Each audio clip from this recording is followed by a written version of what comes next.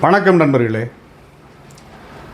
சென்னையில் நடந்த formula 4 car பந்தயம் இதுதான் இப்போ எல்லா தளங்கள்லையும், சோசியல் மீடியா மட்டும் இல்லாமல் ஊடகங்களில், பொதுவான தளங்கள்லையும் பெரிய வாத பொருளாக இருக்கிறது. ஒரு சாரர் இது ஒரு வளர்ச்சிக்கு அடையாளமான, பெருமிதத்திற்கு அடையாளமான ஒரு போட்டி அப்படின்னு சொல்லும்போது, இன்னொரு சாரர் இதெல்லாம் தேவையா, அதுவும் ஊருக்கு நடுவில் ஒரு முக்கியமான சாலையில் இப்படி இரவு நேரத்தில் இதை இது பண்ணுறதுக்கு தேவையா, இந்த மாதிரி ஒரு போட்டி தேவைதானா, நாட்டில் எவ்வளோ பிரச்சனை இருக்குது அப்படிங்கிற ஒரு விமர்சனங்கள். நாட்டில் எத்தனை பேர் சோறு இல்லாமல் இருக்காங்க, கொடுத்த நல்ல உடை இல்லாமல் இருக்காங்க, வாழ உரிய வீடுகள் வசதிகள் இல்லாமல் இருக்காங்க, அந்த நேரத்தில் இந்த மாதிரி காற்பந்தயம் தேவைதானா, அது மாதிரி ஒரு விமர்சனம் ஒரு சாரர் வைக்கிறாங்க. இந்த சோறு தண்ணி இல்லாமல் இருக்கையில் இந்த காற்பந்தயம் தேவைதானா அப்படின்னு விமர்சனம் செய்கிறவர்களை நீங்கள் பார்த்தீங்கன்னா, பெரும்பாலும் இதுவரைக்கும் உலகின் வெவ்வேறு நாடுகளில், வெவ்வேறு ஊர்களில் இந்த காற்பந்தயங்கள் நடக்கும்போது அதை ரசித்து தொலைக்காட்சிகளிலையும் அல்லது நேரிலும் சென்று பார்த்து மகிழ்ந்த அந்த வர்க்கத்தை சேர்ந்தவர்கள் தான் இதில் நிறைய விமர்சனம் பண்ணுறாங்க. இதுவரைக்கும் அவர் சோறு தண்ணி இல்லாமல் இருக்கிறவங்களுக்கோ, வசிக்க வீடு இல்லாமல் இருக்கிறவங்களுக்கோ, உடுத்த உடை இல்லாமல் இருப்பவர்களுக்காகவோ போராடிய ரொம்ப விளிம்பு நிலை இயக்கங்கள் இல்லை. அவங்க அந்த மாதிரி இயக்கங்கள் இதை யாரும் விமர்சிக்கலை. இடதுசாரிகளோ மற்ற இயக்கங்களோ அதை விமர்சிக்கலை. என்ன காரணம், ஏன் அவங்களுக்கு இது மேலே ஒரு இந்த மாதிரி விமர்சனம் வருது அப்படின்னா, அரசியல் ஒவ்வாமை, அவ்வளோதான்.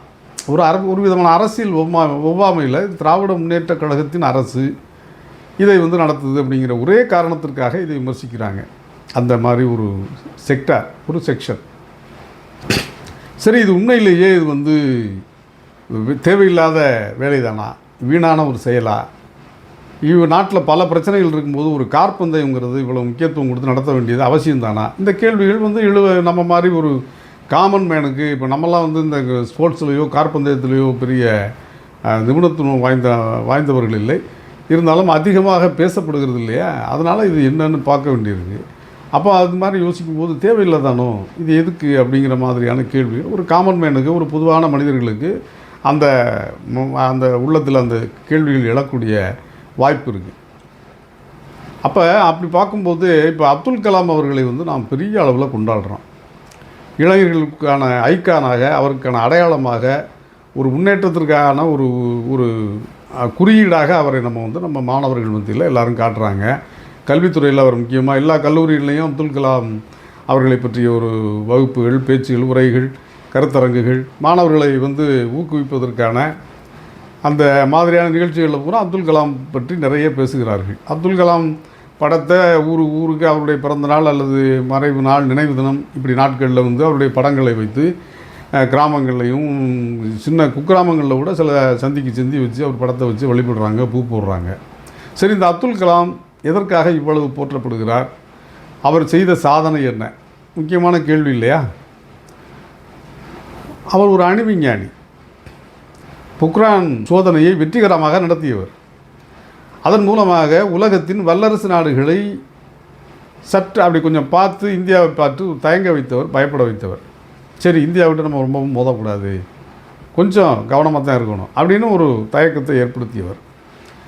அணு விஞ்ஞானி, ஏவுகணை நாயகன் அப்படின்னு அவரை எல்லோரும் போற்றத் தொடங்கினோம், பாராட்டத் தொடங்கினோம். ஏன்னா நம்ம நாட்டுக்கு ஒரு மிகப்பெரிய கௌரவத்தை, ஒரு பெரிய பெருமையை அவர் அளித்திருக்கிறார் அப்படிங்கிறது தான் காரணம். அதில் போய் அது சரியா தப்பா, எத்தனை பேர் சோத்துக்கு இல்லாமல் இருக்கான், இவர் என்ன ஏவுகணை விடுறாரு அப்படின்னு கேட்டால், அது எவ்வளவு ஒரு அறிவீனமான கேள்வியோ அதே மாதிரி தான் இந்த கேள்வியும். ஒரு அரசு, ஒரு நாடு என்றால் அதற்கு பல்வேறு முகங்கள், பல்வேறு முனைகள் இருக்குது. எல்லா முனைகள்லையும் அந்த நாடு வளர வேண்டும். ஒரு சமூகம் எல்லா தளத்திலையும் தான் வளரணும். வறுமை ஒழிப்புங்கிறது ஆக ரொம்ப முக்கியத்துவமான விஷயம். அதில் நமக்கு நிறைய, தமிழ்நாட்டை பொறுத்தவரையில் பட்டினி சாவுகள் இல்லை. தன்னிறைவு எப்போதோ அடைந்தாகிவிட்டது. இந்தியாவிலேயே மிகச்சிறப்பாக பொது விநியோகத்தை மிகச்சிறப்பாக நடைமுறைப்படுத்தி வரும் மாநிலங்களில் தமிழ்நாடு முன்னணி வகிக்கிறது. இதெல்லாம் ஒரு சமூக மேம்பாடுங்கிறதுல, கல்வியில் மேம்பாடு, வேலைவாய்ப்பில் மேம்பாடு, இப்படியாக தமிழ்நாடு எல்லாவற்றிலுமே அதனுடைய முக்கியமான ஹார்ட்கோர் இஷ்யூஸ் எல்லாம் அதை அட்ரஸ் பண்ணி அதுக்கு மேலே வந்து ஒரு இப்போ கிட்டத்தட்ட இந்த இடைநிற்றல், அதாவது பள்ளியினுடைய வருகையிலையெல்லாம் இப்போ ஒன்றிய அரசு நிர்ணயித்திருக்கிற இலக்கை 50 ஆண்டுகளுக்கு முன்னாடியே நம்ம வந்து கடந்துட்டோம், அந்த இலக்கையே கடந்துட்டோம். இது ஒரு உதாரணம். அந்த மாதிரி நிறைய விஷயங்களில் நம்ம தமிழ்நாடு கடந்து போயிருக்கிறது, நான் கடந்து வந்துக்கிட்டு இருக்கு. இது ஒன்று. இந்த நேரத்தில் இந்த காற்பந்தயம் அப்படின்னா இது எந்த அளவுக்கு முக்கியத்துவம் வாய்ந்தது அப்படின்னா, காற்பந்தயம் அப்படின்றது ஒவ்வொரு ஸ்போர்ட்ஸில் ஒவ்வொரு வகை இருக்குது. விளையாட்டில் ஒவ்வொரு விளையாட்டுக்கு பின்னணியிலும் ஒவ்வொரு தேவைகள் இருக்கிறது. அது ஏன் விளையாட்டுத்துறை இவ்வளோ முக்கியமாக நம்ம பார்க்குறோம்? ஒன்றிய அரசு விளையாட்டுத்துறைக்கு முக்கியத்துவம் கொடுக்குறது இல்லையா? அதே போல தான் இதுவும். முதலீடுகளை ஈர்ப்பதற்காக நம்முடைய முதலமைச்சர் வந்து வெளியூருக்கு போயிருக்கார், வெளிநாடுகளுக்கு போயிருக்கார். அப்போ எப்போ போய் நீங்கள் சென்னை தமிழ்நாடு அப்படின்னு சொல்லும்போது அதனுடைய ப்ரொஃபைலை நம்ம வந்து நிறைய பேசி அவங்கள அறிமுகப்படுத்த வேண்டியிருக்கும். சர்வதேச அளவில் பன்னாட்டு நிறுவனங்கள்கிட்ட, கார்ப்பரேட் நிறுவனங்கள்கிட்ட நீங்கள் பேசும்போது அதற்கு ஒரு அடையாளங்கள் இந்த மாதிரியான நிகழ்வுகள் தான் சர்வதேச அளவில் இந்த பேர்களை கொண்டு போய் சேர்க்கும். சென்னையில் இப்படி ஒரு ஃபார்முலா 4 பந்தயம் ரேஸ் நடந்துச்சு, கார் பந்தயம் நடந்தது அப்படின்னு சொல்லி இது மாதிரியான அடையாளத்தை, ஒரு பெருமிதத்தை, ஒரு முகவரியை ஏற்படுத்தி கொடுக்குறது தான் இந்த மாதிரியான இது. நீ ஒரே இது வந்து இதுக்காக இங்கே இருந்து நம்ம ஏரையும் கலப்பையும் தூக்கிட்டு வெளிநாட்டில் போய் விளம்பரம் பண்ண முடியாது. அந்தந்த வேலைகள் அந்தந்த துறை அதற்கான வேலைகளை தான் செய்ய முடியும். அப்போ இந்த மாதிரி ஒரு பறந்து விரிந்த ஒரு தளத்தில் பறந்து விரிந்த பார்வையோடு இதை அணுக வேண்டும். இதில் வந்து அலிஷா அப்துல்லா உடனே கேட்பீங்க, அலிஷா அப்துல்லா அப்படி தானங்க சொல்லுவார் அப்படின்னு. அப்படி இல்லை. அவர் கார் பைக் ரேஸ் சாம்பியன் மட்டும் இல்லை, பாரதிய ஜனதாவினுடைய அந்த கட்சியை சேர்ந்தவர் வேறு. அவர் இந்த போட்டியை பற்றி என்ன பேசியிருக்காரு, பிபிசிகிட்ட அந்த ஊடகத்திட்ட பேசியிருக்காரு. அவர் என்ன சொல்லியிருக்காரு, இது அரசியலுக்கு அப்பாற்பட்டதாக பார்க்கணும். தமிழக அரசு இந்த விளையாட்டுக்கான இந்த போட்டிகளுக்கான ஏற்பாடுகளை ரொம்ப சிறப்பாக செய்திருக்கு. இது ஏன் முக்கியம்னா, தெற்காசியாவிலேயே முதன்முறையாக இந்த இரவு நேர ஃபார்முலா 4 கார்பந்தயம், ஸ்ட்ரீட் கார் பந்தய போட்டிகள் நடக்கிறதுனால சர்வதேச அளவில் சென்னை வந்து மிகப்பெரிய கவனத்தை பெறும். அதன் மூலமாக வேறு சில ஆதாயங்களை அல்லது வளர்ச்சிகளை நாம் எட்ட முடியும். அதனால் இது அரசியலுக்கு அப்பாற்பட்டு பாருங்கன்னு பாரதிய ஜனதாவை சேர்ந்த அலிஷா அப்துல்லா என்ற ஒரு கார்பைக் ரேசர் அவர் சொல்லியிருக்கார். சரி, ஏன் பாஜகவை சேர்ந்தவர் இப்படி சொல்லியிருக்காருங்கிறதுக்காக இங்கே குறிப்பிட்டு சொல்கிறோம்னா, பாரதிய ஜனதாவை சேர்ந்தவர்களே அரசியலுக்கு அப்பாற்பட்டு இந்த போட்டியை வரவேற்றிருக்கிறார்கள். செய்தியில் வந்தது. அப்போ இங்கே இருக்கிற சில பேர் வந்து இதை வந்து வேறு ஒரு கண்ணோட்டத்தில் இதை வந்து எப்படின்னா டேமேஜ் பண்ணணும். காற்பந்தயம் ஏன் நடந்தது, இதெல்லாம் தேவையா அப்படின்னா எது தேவை? அப்போ பார்த்தா நீங்கள் நாட்டில் எதாவது நீங்கள் கட்டுப்படுத்துவீங்க? என்னென்னமோ நடந்துக்கிட்டு இருக்குது. வெவ்வேறு துறைகள்லையும் வெவ்வேறு இயக்கங்கள் நடந்துக்கிட்டு தான் இருக்கும். அதுக்காக ஒரு சில சமூக மேம்பாடு சார்ந்து நம்ம ஒரு பக்கம் தேவைகள் இருக்கும்போது வேறு சில நடவடிக்கைகளை செய்யவே முடியாது, கூடாது அப்படின்னீங்கன்னா என்ன செய்ய முடியும்? அப்படி பார்த்தா நாட்டில் இராணுவத்தை நடத்த முடியுமா? இந்தியாவில் வந்து நீங்கள் தமிழ்நாட்டை சொல்கிறீங்க, இந்தியா அளவில் வந்து பட்டினி பட்டியலில் வந்து நம்ம ரொம்ப மோசமான நாடுகள்கிட்ட பக்கத்தோடு அடுத்தாப்பில் இருக்கோம். பட்டினி இடப்போர் பட்டியலில் நேஷனல் லெவலில். அப்போ நமக்கு இதுக்கு இராணுவம் முதல்ல அவங்களுக்கு சோறு போடுங்கன்னு சொல்லுவீங்களா? இராணுவத்தினுடைய வேலையும் தேவையும் வேறு. சோறு இல்லாதவர்களுக்கு சோறு போடுறது, அவர்களுடைய பசிப்பினியை போக்குவதுங்கிறது அது வேறு வேலை. ரெண்டையும் போட்டு குழப்பிக்கூடாது. அப்படி ஒருத்தர் இருக்கையில் இப்படி எதாவது செய்கிறதுனா, நீங்கள் இவரை நிறைவு செய்துட்டு நீங்கள் எல்லைக்கு போய் எல்லையை பாதுகாக்கிறதுக்குள்ளே எல்லை பாதி ஊர் போயிடும். அடுத்து பாகிஸ்தானுக்கோ மற்ற நாடுகளுக்கோ போயிடும், சீனாவுக்கோ போயிடும். தவிர்க்கவே முடியாது. இதெல்லாம் ஒரு நாடு, ஒரு அமைப்பு, இந்த சிஸ்டத்துக்குள்ளே ஒரு உலக வரைபடத்திற்குள்ளே நாம் ஒரு நாடாக இயங்குகிற போது வெவ்வேறு தேவைகள் நமக்கு இருக்கும். வெவ்வேறு ப்ராசஸ் தேவைப்படும். எல்லா துறைகளையும் தேவைப்படும். ஒரு துறைன்னு கிடையாது. எல்லா விளையாட்டுத்துறை இருக்குது, தொழில்துறை வளர்ச்சி இருக்குது. இப்போ இவ்வளோ இருக்குது, 15 நாள் வெளிநாடு போயிட்டாரே முதலமைச்சர்னு கேட்பீங்களா? வெளிநாடு போயிட்டு அவர் என்னென்ன செய்கிறாருன்னு அன்றாடம் செய்திகள் கொடுத்துட்டு தான் இருக்காங்க. இன்றைக்கி 1300 கோடி முதலீடுகளுக்கான ஒப்பந்தம் போட்டிருக்கோம், 450 கோடிக்கான முதலீடுகள் ஒப்பந்தம் போட்டிருக்கோம், இத்தனை நிறுவனங்களோடு பேசியிருக்கோம், என்னென்ன நிறுவனங்களுக்கு போய் நான் பார்த்தேன், அந்த அதிகாரிகளை சந்தித்தேன்னா அப்பப்போ அவர் பதிவு பண்ணிக்கிட்டே இருக்கார், செய்திகள் வந்துக்கிட்டே இருக்குது. அப்போ இதெல்லாம் ஏன் அப்படின்னு கேட்டிங்கன்னா இதுக்கு என்ன பதில் இருக்குது? ஏன்னா இப்போ இன்றைக்கி வந்து இப்போ என்ன தமிழ்நாட்டில் ஒவ்வொரு மாவட்டத்துலேயும் வேலை வாய்ப்புகளை அதிகரிக்க வேண்டும் அப்படிங்கிறது ஒரு கொள்கையாகவே இந்த அரசு வந்து வகுத்திருக்கு. எல்லோரும் பெருநகரங்களை நோக்கி அல்லது தலைநகரத்தை நோக்கி ஒரே இடத்துல எல்லாரும் வந்து வேலை வாய்ப்புக்காக குவிவதை தடுப்பதற்கு எல்லா மாவட்டங்களையும் முடிந்தவரை பின்தங்கிய மாவட்டங்களில் எல்லாம் ஏதாவது ஒரு தொழில் நிறுவனத்தை தொடங்கி அங்கே இருக்கிறவர்களுக்கு அங்கே வேலை வாய்ப்பு கொடுக்கறது ஒரு தொடக்க நிகழ்வு. இதெல்லாம் வந்து இப்போ தான் சிந்திக்கவே ஆரம்பிச்சிருக்காங்க. சிந்திக்கிறதுன்னு இல்லை, இது வந்து அதிகார வர்க்கத்திற்கும் ஆட்சி அதிகாரத்தில் இருப்பவர்களுக்கும் இந்த சிந்தனை இப்போ தான் வர ஆரம்பிச்சிருக்கு. இது வரைக்கும் மக்கள் குரலாக அல்லது அறிவுத்தளத்தில் இந்த பிரச்சனை பேசிக்கிட்டே இருந்தாங்க. இப்போ தான் வந்து அது வந்து ஆட்சி நடத்துகிறவர்களுடைய சிந்தனையாக மாறி இருக்கிறது. எல்லாவற்றுக்குமே ஒரு அவகாசம் தேவைப்படுகிறது. இப்போ அது மாறி இருக்குது. அப்போ அதுக்கு என்ன செய்யணும்? நிறுவனங்கள் வேணும். நிறுவனங்கள் வேணும்னா என்ன செய்யணும்? வெளிநாட்டு நிறுவனங்களை முதலீடுகளை ஈர்ப்பதற்கு நாம் வந்து ஒரு சில முயற்சிகளை பண்ணணும். அப்படி முயற்சிகள்னால் ஒரே ஒரு முனையில் பண்ண முடியாது. போய் நீங்கள் கேட்குறதுனால கொடுத்துட மாட்டேன். தமிழ்நாட்டில் எவ்வளோ வசதி இருக்குது, நீங்கள் ஒரு இப்போ சிவகங்கை மாவட்டத்துலனா எவ்வளோ சாலை வசதி இருக்கா, அங்கேருந்து ஒரு பொருட்களை ஏற்றுமதி செய்வதற்கு எந்த ஊருக்கு போகணும், திருச்சிக்கு வரணுமா, கோயம்புத்தூருக்கு போகணுமா, மதுரைக்கு போகணுமா, அதுக்கு சாலை வசதி இருக்கா, இதையெல்லாம் அவங்க கார்ப்பரேட் நிறுவனங்கள் கட்டாயமாக பரிசீலிப்பார்கள். அப்போ இன்னொன்று, நீங்கள் நீங்கள் உங்களை பற்றி இப்போ ஒரு வேலைக்கு போகிறோம், நீங்கள் வந்து தொடக்க நிலையில் ஃப்ரெஷர் அப்படிங்கிறாங்க. ஒரு இளைஞர் போய் வேலை கேட்குறதுக்கும் பல்வேறு நிறுவனங்களில் ஒருத்தர் வேலை பார்த்து ஒரு பெரிய லெவலில் அவர் வந்து ஒரு டீம் மேனேஜர், சிஓ, இந்த மாதிரி பெரிய லெவலில் ஒரு பல நிறுவனங்களுக்கும் ஒரு அறிமுகமான பேராக போய் ஒரு நபராக போய் அவர் வந்து அந்த நிறுவனத்தில் வேலை கேட்டு போகிறதுக்கும் வித்தியாசம் இருக்குது இல்லையா? அது மாதிரியான முயற்சிகளில் ஒன்று தான் இது. இது ஃபார்முலா கார்பந்தயம்னா அது ஒரே நாளில் முடிகிறதில்ல. இந்த கார்பந்தயத்தை பற்றி பல்வேறு ஊடகங்களிலும் சர்வதேச ஊடகங்களில் நேஷனல் மீடியாவில் செய்திகள் வரும். இந்த கார்பந்தயத்தில் இன்னார் ஜெயிச்சார் அப்படின்னு வரும். இப்போ கொச்சியை சேர்ந்த ஒரு வீரர் ஜெயிச்சிருக்காரு, முதல் இடத்துல வந்திருக்காரு. இந்த போட்டியில் வந்து போர்ச்சுகல், செக் குடியரசு, Belgium, Denmark, Switzerland, Spain, Malaysia, Australia, இப்படி இவ்வளவு நாடுகளும் பங்கேற்றிருக்காங்க. இன்னும் பல்வேறு நாடுகளும் வீரர்களும் பங்கேற்றிருக்காங்க. அண்டை மாநிலங்கள் ஐபிஎல் கிரிக்கெட் போட்டி நடக்குது.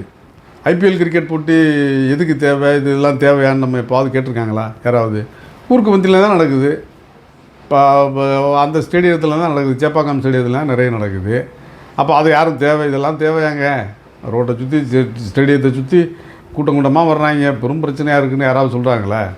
இது வரைக்கும் அப்படி யாரும் சொன்னது இல்லையே. கார்பந்தயமும் ஸ்போர்ட்ஸில் ஒன்று தான். இயல்பான போக்குவரத்து அது ஒரு பக்கம் போய்கிட்டுருக்கு, போட்டிகள் அது பாட்டில் அது ஒரு பக்கம் நடந்துக்கிட்டு இருக்குது. இந்த தகுதி சுற்று போட்டிகளில் இருங்காட்டுக்கோட்டையில் நடந்திருக்கு, அதனுடைய இறுதி சுற்று இங்கே நடந்திருக்கு. இன்னும் வெவ்வேறு இடங்களில் நடக்க போகுது. இது கோவையிலோட இன்னொரு போட்டி நடத்த போகிறதா சொல்கிறாங்க. இப்படி தமிழ்நாடு முழுவதும் வெவ்வேறு இந்த காலப்போக்கில் என்ன செய்யும், எல்லா நகரங்கள்லேயும் இது நடத்தப்படும். சிறியதாகவோ பெரியதாகவோ போட்டியில் நடத்தப்படும். ஒரு நகரத்தினுடைய வளர்ச்சி, ஒரு நாட்டினுடைய வளர்ச்சி, ஒரு மாநிலத்தினுடைய வளர்ச்சி, வேலைவாய்ப்புங்கிறது பன்முக வேலை திட்டத்தை கொண்டது. ஒரு மல்டி ப்ராசஸ்ம்பாங்க. அதாவது வெவ்வேறு தளத்தில் இருந்தும் அது வந்து அதற்கான வேலையும் நடக்கணும். ஒரே நீங்கள் வந்து போய் கேட்டு வாங்கிட்டு வந்து தான் அது நடக்காது உலகத்தில். இன்றைய டிஜிட்டல் வேர்ல்டு, அதுவும் அதே மாதிரி ஒரு குளோபல் யுகம் இது, அது குளோபலைசேஷன் யுகம் இது. அப்போ அதில் போய் நீங்கள் என்ன செய்யணும், குளோபலைசேஷன் யுகம்ங்கிற போது நீங்கள் ஆட்டோமேட்டிக்காக அவங்களுக்கு அறிமுகமாக இருக்கணும். நீங்கள் சென்னைன்னு சொல்லும்போதே அவனுக்கு தெரியணும், ஓ சென்னை தமிழ்நாடு அப்படின்னு தெரியணும். அப்போ தெரிகிறதுக்கு நீங்கள் என்னமாவது பண்ணால் தானே தெரியும். ஒன்றுமே இல்லாமல் எப்படி தெரியும்? இதுதான் இதனுடைய அடிப்படையை தவிர, இதில் எந்த கட்சி ஆட்சியில் இருந்தாலும் இந்த காலகட்டத்தில் இது தோணுச்சுன்னா செஞ்சுருப்பாங்க. இன்றைக்கி இவங்க முதல்ல இதை வந்து தெற்காசியாவிலே முதல் முறையாக சென்னையில் நடந்திருக்குங்கிறது எவ்வளோ பெரிய பேர் நமக்கு இந்த விஷயத்தில். இது வந்து பேசப்படும் இல்லையா? அப்படி தான் இது நீங்கள் பாசிட்டிவாக பார்க்கணும். நீ அரசியலுக்காக ஆளுங்கட்சியை விமர்சிக்கிறதுங்கிறது வேறு மாதிரி விமர்சிக்கலாம், வேறு செய்தி, வேறு பிரச்சனைகள் இருக்குது. எல்லாத்தையும் அவங்க எது செய்தாலும் குறை சொல்கிறதுங்கிறது அர்த்தம் இல்லாமல் சொல்லக்கூடாது. இதை போய் விமர்சிப்பேன். இதில் வந்து கடந்த ஆண்டே இதை வந்து நடத்தணும்னு முயற்சி பண்ணாங்க, மழை வந்தது, அப்புறம் இதை போய் எதிர்த்து வந்து நீதிமன்றத்தில் வழக்கு போட்டாங்க. இப்படி நிறைய தடைகள் வந்துச்சு. இதுக்கு அதையெல்லாம் கடந்து அதை நடத்தியிருக்காப்புல ரொம்ப அருமையாக நடத்தி நல்ல பேர் கிடச்சிருக்கு. அதனால் புதுவெளியிலே நல்ல பேர் கிடச்சிருக்கு. அதான் சொன்னேன், பாரதிய ஜனதாவை சேர்ந்த ஒரு கார் பைக் ரேசரே வந்து இதை பாராட்டியிருக்காரு. அப்போ அதுதான் உதாரணம். அதுக்கு இப்படி வந்து பொருளாதார வல்லுநர்களும் இது என்ன சொல்கிறாங்கன்னா, இது வளர்ச்சிக்கான ஒரு ப்ராசஸ் தான். இது ஒரு பொருளாதார முதலீடுகளை ஈர்க்கிறது. அதை போய் நீங்கள் சொல்லும்போது எளிமையாக ஒரு இடத்துல இது ஆக்சஸ் ஆகிறது எளிமையாக. சென்னைனா நீங்கள் உடனே பேச தொடங்கிடலாம். அடுத்து சின்ன இந்த கார் ரேஸ் நடந்தது அதுவா, அந்த பந்தயம் நடந்துச்சு அதுவா, இப்படி ஏதோ ஒரு அடையாளம் உங்களுக்கு நிறைய ஒரு அடையாளங்கள் இருந்தால் தான் சென்னைன்னு உடனே நம்ம எளிமையாக பேச முடியும். அதனால் கால மாற்றங்கள் வெவ்வேறு விதமான தேவைகளை கோரி நிற்கிறது காலம். முதலமைச்சர் அவர்கள் அமெரிக்காவில் ஆள் இல்லாத அல்லது ஓட்டுநர் இல்லாத காரில் பயணம் பண்ணியிருக்காரு. அந்த காணொளியை எக்ஸ் தளத்தில் பதிவிட்டு அதற்கு தந்தை பெரியாருடைய ஒரு கருத்தை, அந்த கொட்டேஷனை அவர் மேற்கோள் காட்டி பதிவிட்டிருக்கார். பெரியார் என்ன சொல்கிறாருன்னா, இது பெரியாருடைய கருத்து. இன்று உலகத்தின் வேறு பல பாகங்களில் உள்ளவர்களால் கண்டுபிடிக்கப்பட்ட பல அற்புதங்களும் அப்பாகங்கள் அடைந்துள்ள முற்போக்குகளும் முதலாகியவை எல்லாம் அந்நாட்டவர்கள் பழையவற்றோடு திருப்தி அடைந்து அதுவே முடிவான பூரண உலகம் என்று கருதி அப்பழையவற்றையே தேடிக்கொண்டு திரியாமல் புதியவற்றில் ஆர்வம் கொண்டு நடுநிலைமை அறிவோடு முயற்சித்ததின் பலனாலேயே ஏற்பட்டவை. இது இனிவரும் உலகம் அப்படிங்கிற ஒரு தொகுப்பில் பெரியார் உடைய இந்த கருத்து இடம்பெற்றிருக்கிறது அப்படின்னு சொல்லி முதலமைச்சர் அவர்கள் எக்ஸ் தளத்தில் பதிவிட்டிருக்காங்க. அப்போ இந்த பெரியார் என்ன சொல்கிறாரு, ஒன்றுமே இல்லை, எளிமையாக நமக்கு ஏற்கனவே தமிழ் இலக்கியத்தில் சொல்லிட்டாங்க. அதை என்ன சொல்லியிருக்காங்கன்னா, பழையன கழிதலும் புதியன புகுதலும் வருது இல்லையா. காலம் மாறிக்கிட்டே இருக்குது. சர்வைவல் ஃபிட்னஸ் ஒரு தனி மனிதர்கள் மட்டும் இல்லை, ஒரு நாடும் சரி மாநிலமும் சரி தன்னை தகவமைத்து கொண்டால்தான் சமகால உலகத்தோடு போட்டி போட்டு வளர முடியும், வாழ முடியும். வளர்றது அப்புறம் வாழணும். முதல்ல நீங்கள் தனிமைப்பட்டாச்சுன்னா நம்மளால் எந்த விதமான வளர்ச்சிக்கான வேலைகளை நம்ம பார்க்க முடியாது. இதுதான் இதில் உள்ள செய்தி. அதனால் புதுமைங்கிறது நீங்கள் ஒரு விஷயத்தை நமக்கு அப்புறம் இப்போ இவங்க சொல்கிற மாதிரி இந்த ரிஷப புஷ்ப விமானத்தில் பறந்தாங்க அப்படின்னு கதை கேட்டான். புஷ்ப விமானத்தில் பறந்தா நினச்சிக்கிட்டு இருந்துடலாம்ல, எதுக்கு விமானம் கண்டுபிடிச்சாங்க? இல்லை, ரயில் ஏன் கண்டுபிடிச்சான்? அதுக்கு அடுத்தடுத்து ஏன் இவ்வளவு இப்போ தொழில்நுட்பங்கள் இவ்வளோ வந்திருக்கு?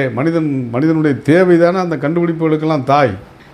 திராவிட முன்னேற்ற கழகம் அல்லது திராவிட இயக்கம்ங்கிறது பகுத்தறிவு சார்ந்த ஒரு இயக்கங்கிறதுனால அறிவியல் ரீதியாக சில திட்டங்களை முன்கூட்டியே யோசிச்சிருவாங்க. இப்போ எல்லா இந்தியா பூரா மற்ற மாநிலங்கள்லாம் 50 ஆண்டுகள் பின்தங்கி இருக்கிறதுக்கு காரணம் அந்த அடிப்படை தான். அதுதான் பிரச்சனை. இன்னும் உத்தரப்பிரதேசத்துலேயோ பீகார்லேயோ மற்ற எல்லா மாநிலங்கள்லேயுமே தமிழ்நாடு அடைந்த சில இலக்குகளை வெற்றிகளை அடைவதற்கு இன்னும் 25 வருஷம் ஆகும். அப்படின்னா இப்போது இவர்கள் கல்வித்துறையில் பள்ளிக்கல்வியில் நிர்ணயித்திருக்கிற இலக்கை 50 ஆண்டுகளுக்கு முன்னாடியே தமிழ்நாடு கடந்து விட்டது. அப்படின்னா அதற்கெல்லாம் காரணம் பகுத்தறிவு தான். பகுத்தறிவுங்கிறது வெறும் கடவுள் இல்லைன்னு சொல்கிறது இல்லை, அது மாதிரி தவறான புரிதல். அது பகுத்தறிவு என்பது அறிவியல் பூர்வமாக ஒரு செய்தியை ஆராய்ந்து உண்மையை உணர்ந்து கொள்வது, உண்மையின் வழியில் அதை அணுகுவது. அறிவியல் சொல்லுகிற உண்மையை கடைப்பிடிக்கிறது தான் பகுத்தறிவு. பகுத்தறிவுங்கிறது உடனே கடவுள் இல்லைங்கிறது, அதுக்குள்ள உடனே அந்த சிந்தனை இல்லை. அறிவியல் புதுமைங்கிறது வெறும் புதுமைனா புதுசு மட்டும் இல்லை, மாற்றங்கிறது மாற்றம் ஒன்று தான் மாறாதது அப்படிங்கிறது தத்துவங்கிறது என்னென்னா அன்றாடம் உலகம் மாறிக்கினே இருக்கும். அதுக்கு தகுந்த மாதிரி நீங்கள் மாறத்தான் வேணும். இப்போ நீங்கள் ஒரு இன்றைய கல்லூரி மாணவர்கள் மாதிரி சிகை அலங்காரத்தையோ உடையவோ இன்னும் ஒரு 30 வருஷத்துக்கு முன்னாடி இருந்த மாணவர்கள் போட்டாங்களா? 70களில் என்ன இருந்துச்சு, 80களில் எப்படி இருந்துச்சு, 90களில் எப்படி இருந்துச்சு, இன்றைக்கி 2000த்தில் எப்படி இருந்துச்சு, இப்போ எப்படி இருக்குது? இது உடைகளில் கூட நம்ம மாறிட்டு தான் இருக்கோம். எல்லாமே மாறுது இல்லையா? அது மாதிரி மனித சமூகம் மாற்றத்திற்கானதும் வளர்ச்சிக்கானதுமான தேவைகளையும் தேடல்களையும் தொடர்ந்து மேற்கொண்டு தான் இருக்குது. இதில் போய் நீங்கள் அரசியல் ரீதியாக இதை பார்த்து பேசுகிறதுங்கிறது ஒரு அறிவீனம், அதில் புரிதலின்மை அப்படிங்கிறத தவிர இதில் ஒன்றும் நம்ம சொல்கிறதுக்கு இல்லை. மொத்தத்தில் இந்த காற்பந்தயத்தை விமர்சிக்கிறது எப்படின்னா, அப்துல் கலாம் என்ன பண்ணார் நாட்டுக்கு, ஏழைகளுக்கு ஏதாவது சோறு போட்டார் அவர் அப்படின்னு நீங்கள் கேட்குறதும், காற்பந்தயம்லாம் நமக்கு தேவையானு கேட்குறதும் எல்லாம் ஒன்று தான். இவ்வளோதான் அதில் சுருக்கமான ஒரு புரிதலுக்கான நம்ம சொல்கிற உதாரணம்னா அப்படி தான் சொல்ல முடியும்.